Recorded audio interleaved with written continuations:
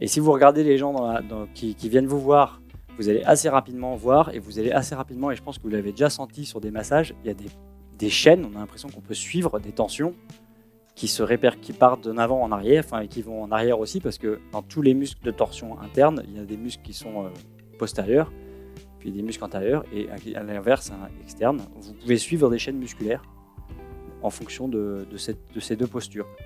Et c'est là où, dans votre travail, ce qui va être hyper intéressant, c'est que vous allez pouvoir mettre un peu plus de pression dès le moment où vous allez trouver ces différents muscles.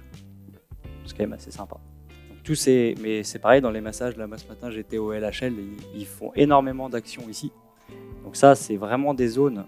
Et donc ça, c'est vraiment, quand vous vous souvenez, les massages que vous faites au niveau du ventre, si vous voulez insister sur la zone du psoas, si vous regardez encore une fois les points gâchettes, la point gâchette du psoas, et le psoas et les surrénales qui s'épuisent avec le sympathique dominant, donc celui-là, on le retrouve dans les deux côtés. Vous allez sur le côté du nombril, un tout petit peu au-dessus, c'est 2 cm, 2 cm. Il faut vraiment retenir pour le sympathique, mâchoire sous-occipitaux au niveau du crâne. Vous allez vraiment faire du bien à vos patients en détendant les mâchoires. Il faut être tout doux, mais ces muscles-là en dessous, là, ils sont hyper sensibles, ici, là, et dans le creux, ici. Vous allez vraiment faire du bien.